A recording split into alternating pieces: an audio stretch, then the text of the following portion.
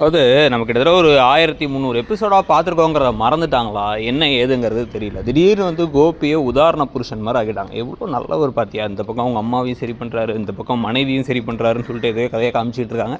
ஆனால் முன்னாள் மனைவி அப்படின்ற பாக்கியாவுக்கும் அவங்களுடைய மனசை பற்றிலாம் யாரும் கவலைப்படுற மாதிரியே தெரில. ஸோ இன்றைக்கி எபிசோடெலாம் வந்து பார்த்திங்கன்னா ஒரு மாதிரி ஜாலியாக நாங்கள் ட்ரீட் பண்ணுறோம், பாருங்கள் கதையை ஒரு பாசிட்டிவாக கொண்டு போகிறோம் அப்படிங்கிறாங்க. அப்போ இத்தனை நாள் வரைக்கும் ஏன் கோபி அவ்வளோ நெகட்டிவாக காமிக்கணுங்கிறது நமக்கு புரியல. ஸோ இப்போ என்ன பண்ணுறாரு அப்படின்னா வந்து கோபி அங்கே போய் ராதிகா கிட்ட கெஞ்சிக்கிட்டு இருக்காரு. என்னால் வந்து அந்த வீட்டுக்கும் போக முடியாது, எங்கள் அம்மா வேறு வந்து என்னை மறந்துடுன்னுலாம் சொல்கிறாங்க, அந்த வீட்டுக்கு நீங்கள் எல்லாம் போக முடியாது, ஆனால் அந்த வீட்டை விட்டு வரவும் முடியாது, ஏன்னா எங்கள் அம்மாவுக்கு நான் வாக்கு கொடுத்துருக்கேன், தயவு செஞ்சு என் கூட வந்துருங்கன்னா அதெல்லாம் ஒன்றும் வேணும்னு ராதிகா துரத்தி விட பார்க்குறாங்க. நீ கிளம்பிப்பா அவங்க வீட்டுக்குன்ட்டு. இதுக்கு நடுவில் இங்கே அப்படியே ஓவராக வந்து சில சீனெல்லாம் வந்து போட்டுட்ருக்காங்க. ஈஸ்வரி அங்கிட்டு இங்கிட்டு போகிறது என்ன, ஈஸ்வரி வந்து வெளில வாசலை பார்க்குறது என்ன, பாக்கியா கிட்டக்க வந்து நீ திட்டுவ, இருந்தாலும் என் புள்ள பாவம் அப்படிங்க. அதுக்கப்புறம் ஜெனி கிட்டக்க ஒன்றை மாதிரி கை குழந்தைய மாடியில் விட்டுட்டு கீழே வரமாட்டேன் நானுங்கிறாங்க. என்னடான்னு கேட்டால் இப்போ என்ன கோபி கை குழந்தையா நம்ம கேட்க வேண்டியது இருக்குது. இனியா அதுக்கு நடுவில் ஓவர் ட்ராமா வேறு. இந்த ட்ராமாக்களுக்கெல்லாம் இடையில் கார் சவுண்டு கேட்குது. கார் சவுண்டு வந்தோடனே வேகமாக சந்தோஷமாக போய் பார்த்தா முதல்ல கோபியை பார்த்து சந்தோஷப்படுறாங்க.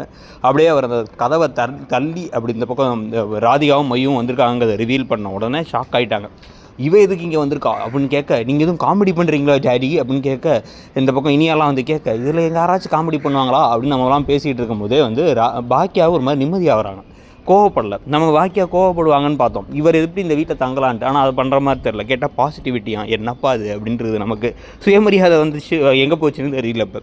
ஸோ இப்போ அதனால் என்ன ஆகுது அப்படின்னா வீட்டுக்குள்ளே கூட்டதுனா இவங்களாம் வீட்டுக்குள்ளே இருக்கக்கூடாதுன்னு சொல்லி ஓவராக ஈஸ்வரி பேச இவர் ஒரு ட்ராமாவை போடுறாரு நெஞ்சை பிடிச்சிட்டு. ஆனால் இந்த தடவை ட்ராமா நம்ம காமிக்கிறாங்க, இதுக்கு முன்னாடி போட்டு ட்ராமாவாக தான் இருக்கும். எழில்னு ஒரு கதாபாத்திரத்தை காணவே காணோம். இப்போ ஒரு என்ன சொல்கிறாருன்னா வந்து எனக்கு எதாவது ஆகிடுமா, எனக்கு ஏதாச்சும் நடக்கிற வரைக்கும் என் கூட இவங்க இருக்கட்டுமே அப்படி இப்படிலாம் பேச சரி அப்படின்னு சொல்லி அவங்களும் அமைதியாக இருக்காங்க. உடனே உங்களை வீட்டு ரூமுக்குள்ளே போக சொல்லிடுறாரு அவரும். ஸோ இந்த கொடுமையெல்லாம் பற்றி நீங்கள் என்ன நினைக்கிறீங்க, இந்த சீரியல் இப்போ எப்படி போகுதுன்னு நினைக்கிறீங்கிறத சொல்லுங்கள். தேங்க்யூ.